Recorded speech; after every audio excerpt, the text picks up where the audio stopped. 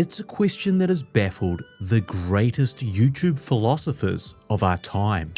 A veritable Sophie's choice, ProRes RAW or BRAW? Which should you shoot and why? The answer they say in the Shillerverse is, it's complicated. But no, wait, it really is complicated.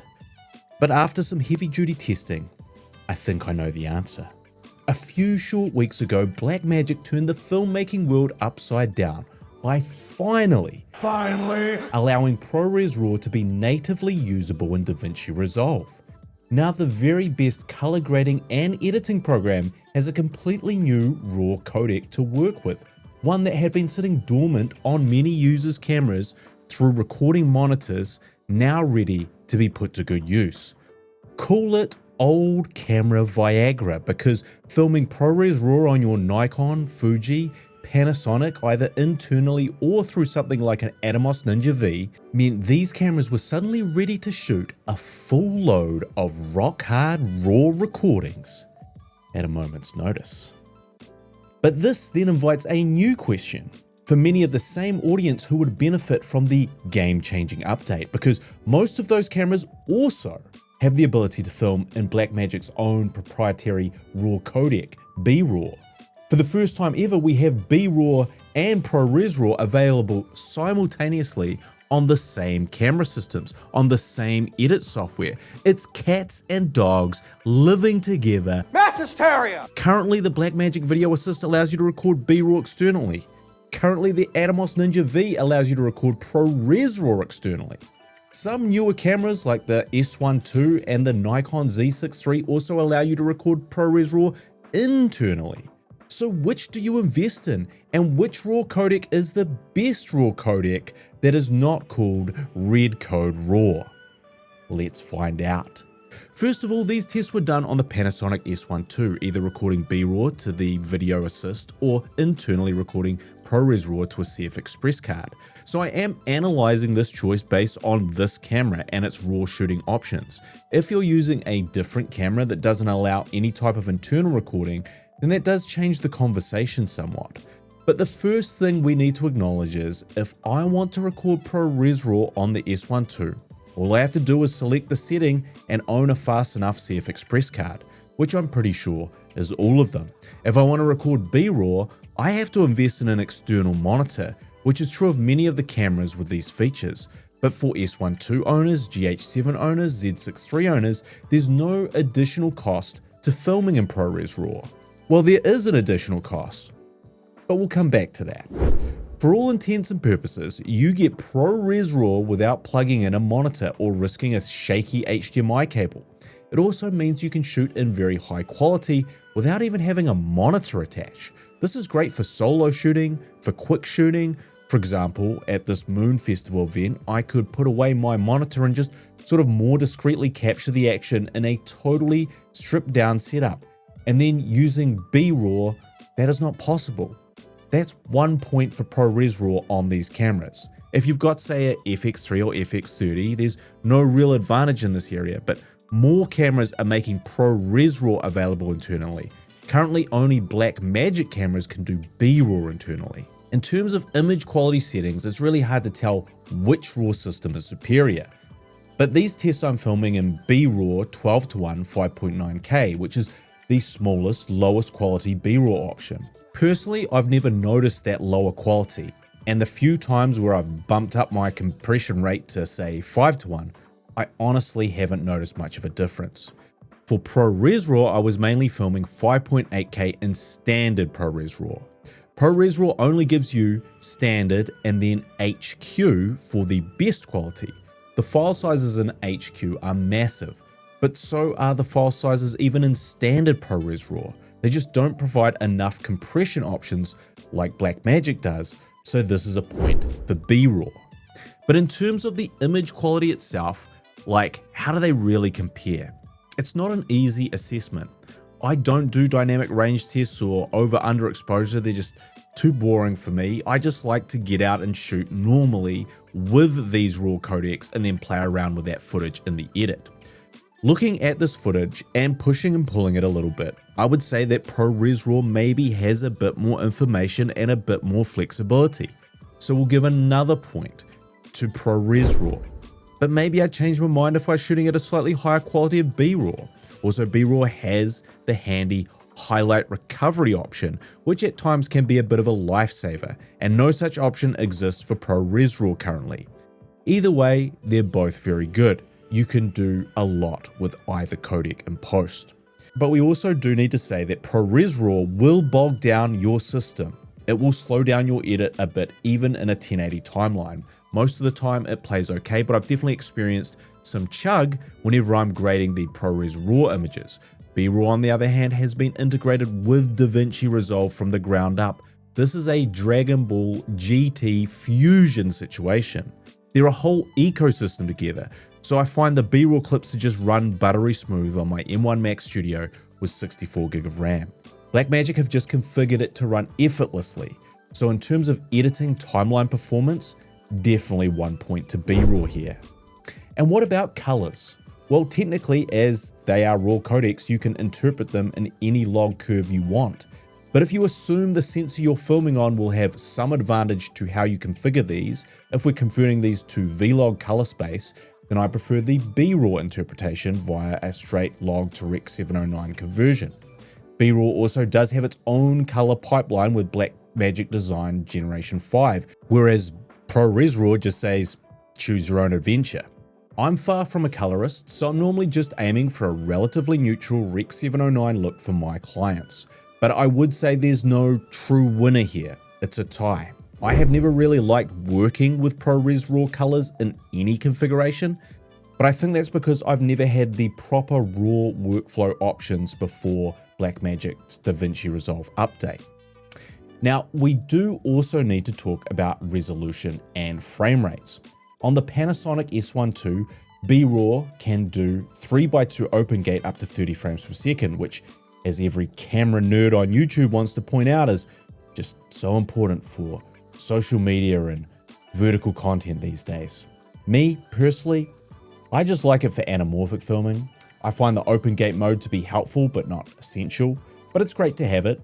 There's also the 5.9K 16:9 mode and a really nice 5.7K that allows you to shoot only a very lightly cropped 60 frames per second, which is fantastic to have. You even get 120 frames per second in a 1.5 times crop. For ProRes RAW, you don't get any open gate modes. You can only film 5.8K up to 30 frames per second, and you only get 60 frames per second Cinema 4K mode, which also has essentially a 1.5 times crop. So in terms of frame rates and resolution sizes, BRAW absolutely smokes ProRes RAW here and gets another point.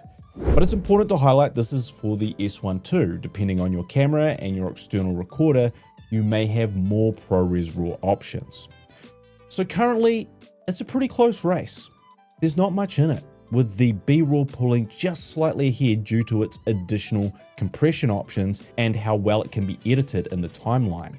More frame rates and resolution, while ProRes RAW might have a slight edge in overall latitude and the fact that some newer cameras can record it internally with no monitor recorder required. So now we come down to the final determining factor, and that's file sizes. You didn't think we were going to come all this way and not talk about the true cost of RAW, did you? Because there is a significant cost, and if you pick one of these codecs, those costs are going to get much more significant. Because while you are getting a nicer image with much more information to work with, you are paying the price with the size of the extra data you're capturing. So I just want to break down a few of the different shooting options for you so you can see just what you're going to get filming in these RAW modes on the S1II. Now, when we talk about bit rates and how many bits and bytes per second, it's sometimes hard to put that into context in your head.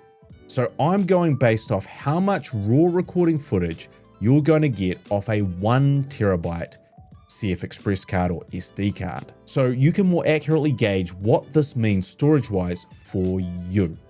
ProRes RAW 5.8K at 24 frames per second equals 40 minutes of footage for a 1 terabyte drive. ProRes RAW HQ 5.8K at 24 frames per second will give you 27 minutes for 1 terabyte. ProRes RAW HQ Cinema 4K 60 frames per second will give you 21 minutes for 1 terabyte. ProRes RAW Cinema 4K 60 frames per second will give you 32 minutes for 1 terabyte.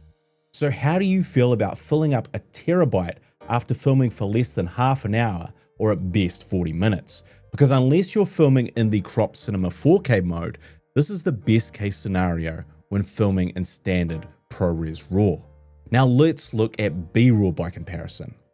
The middle codec compression 5:1 BRAW 6K open gate 3x2 at 24 frames per second, you get 95 minutes for 1 terabyte. BRAW 5.9K 16:9 at 24 frames per second 5:1 gives you 117 minutes. Now if you film 3:1, which is the highest constant quality setting, BRAW 5.9K 16:9 at 24 frames per second gives you 70 minutes. BRAW 5.7K at 60 frames per second gives you 31 minutes for 1 terabyte. In each setting, BRAW does give you more runtime. But can you see where I'm going here? Because if we go back to that 12:1 compression BRAW, which I primarily film at, BRAW 6K open gate 3x2 24 frames per second gives you 228 minutes. BRAW 5.9K 16:9 24 frames per second gives you 280 minutes. BRAW 5.7K 60 frames per second gives you 126 minutes.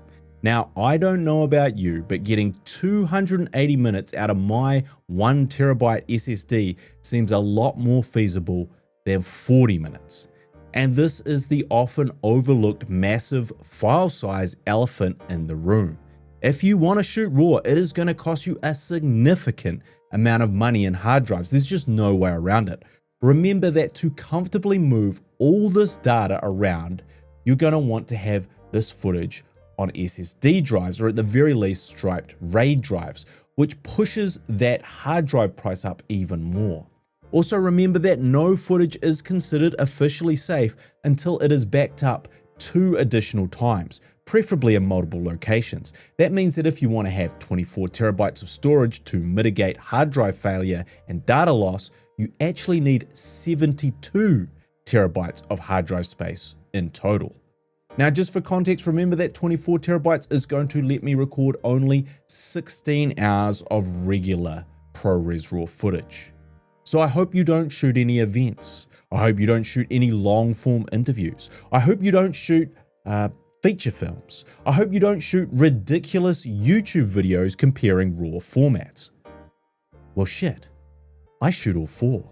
And let me tell you something right now, as someone who just spent several $1,000s on hard drive storage, there's not a more depressing purchase than spending thousands of dollars on hard drive storage. You can't see it, you can't touch it. It's just an expensive block of data keeping your files from disappearing into the upside down. Think of that big light you could have bought, the fun cinema lens, hell, the new frickin' camera. Anything feels better than buying hard drives. For the record, I don't even shoot RAW all the time, and in the month since buying that extra hard drive space, I've already used 8 terabytes. So please, just understand this RAW recording hell you're buying into knows no end. So ultimately, even if you have to buy an external recorder to use BRAW, which you wouldn't if you stuck with ProRes RAW, the cost you will save using more compressed versions of BRAW will mean you'll save much more money than the cost of that external recorder in your storage space. And that's really the main problem with ProRes RAW. Without any more compressed options, it's just too damn big for most everyday use. ProRes as a format was mainly a finishing format, except for in high-end cinema cameras. You delivered your files in ProRes due to its high uncompressed quality. And Blackmagic, as always, being conscious of the filmmaker on a budget, decided to tackle the biggest problem with RAW recording, and that was finding a way to compress it significantly while still maintaining its high quality.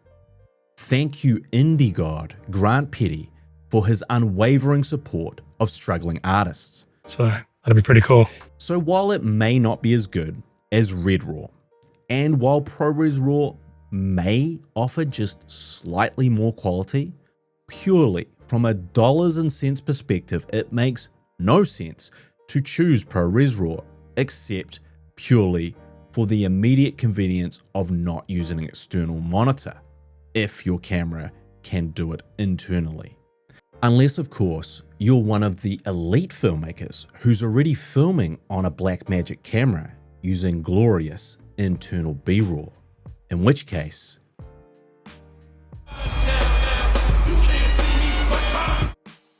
stay golden, pony boy. So when we add this final factor into account, B-RAW has to be the overall winner and what I'd recommend for most users. If you disagree, feel free to rage about it in the comments section. Otherwise, you can thank me for saving you thousands of dollars in storage space. As always, I am the B-Boy Stance B-Raw Savage filmmaker, and I'll see you when I see you.